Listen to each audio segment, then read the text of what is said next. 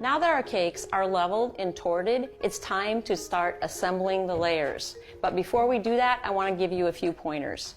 It's important that you always assemble the cake with the baked side up, and the reason is it's nice and level, as you can see, and it's pretty much crumb free, and that's going to be really important when we start to ice the cake. You'll see why. Bake side up means the side of the cake that touches the bottom of the pan when you're baking it. It's also the side of the cake that doesn't need to be leveled because it's already perfectly flat. If you're using a turntable to assemble your cake, you're going to want to make sure that you're using a cake circle underneath, because it's the only way you can pick up the cake and transfer it, say, from the countertop to your turntable or to a cake stand. Speaking of cake stands, if you plan to move your cake after it's assembled and iced, you need to make sure you're using cake circles, or you just won't be able to pick it up and move it. So if you're not using a turntable to assemble and ice, you're going to want to do it directly on your cake plate or your cake stand. Here I have a 10-inch and an 8-inch cake circle, and you can use either size. It's really your own preference, but a couple of reasons why I'm using these particular sizes. If you're going to be transferring or transporting your cake in a cake box to the party, you're going to want to use a cake circle that's a little larger than your actual cake so that you can reach in and it's got a little lip and be able to pick it up without getting your fingers in the icing. If your cake is going to go on a pretty cake plate or a cake stand, you're going to want to make sure that the cake circle is the same size as your cake so that no cardboard shows out around the edges of the cake stand. If you're going to put it on a cake stand, you could actually just pipe a border to hide any little cardboard that might be showing. Before we put the cake on the cake board, we are going to put a few dots of icing on the cake circle. And then I'm going to spread it around with a spatula.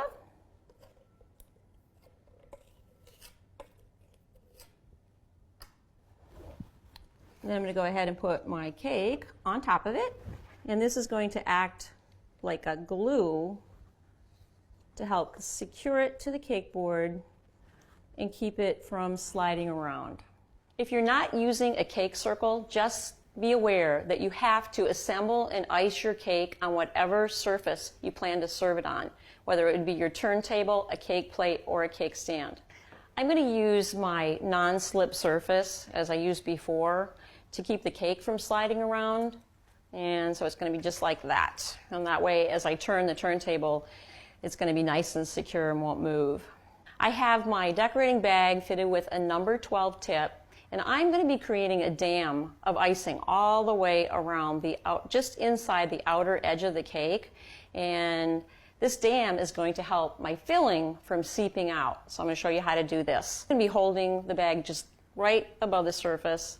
And I'm going to be squeezing and turning the turntable at the same time to create a dam of icing all the way around the cake.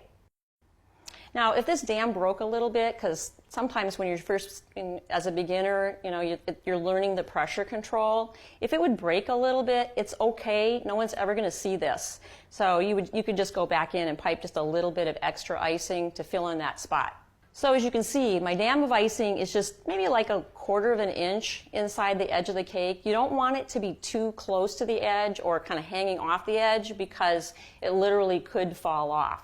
Another thing to keep in mind is you want your dam of icing to be the same color as the icing that you're going to put on the outside of your cake. Reason being is, as you stack the layers, the icing dam might seep out just a little bit. And say, for instance, you were icing your cake blue and you have a white dam on the inside, you're going to get streaks of white icing that might seep through, and that wouldn't look very pretty. So the method I showed you was using the turntable, but if you don't have a turntable, it is okay. It's just that you'll have to use your arm more.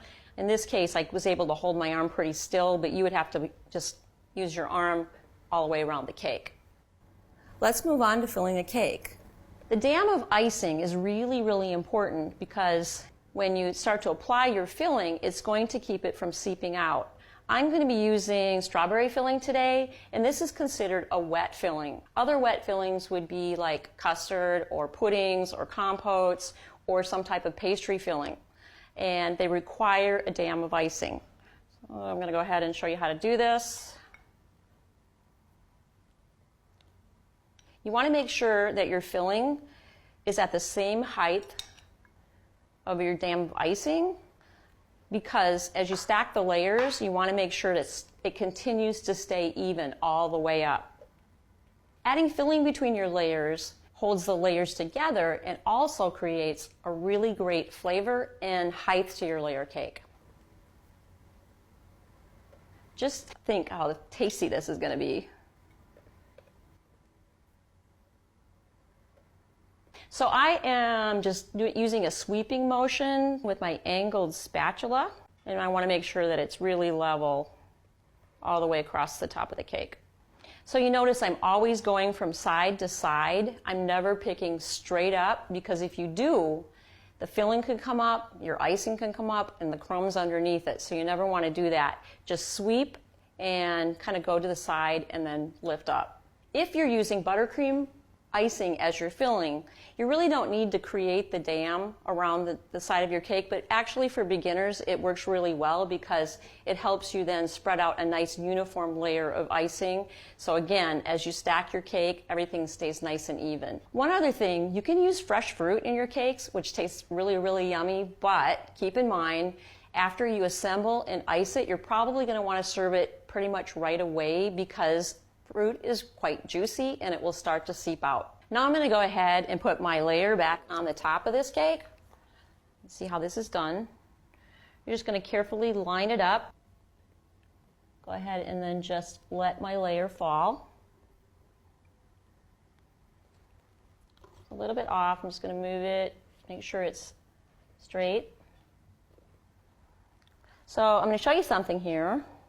You can see that there's a little bit of icing from the dam, and that's okay, but just keep in mind that one of the reasons why you want the dam to be a little farther in is so that not too much of it squeezes out. Buttercream is a classic filling of choice, but there are other options that you're going to want to try, like raspberry filling, chocolate filling, apricot, and even strawberry cream. We have a ton of recipes on Wilton.com, so make sure you check it out.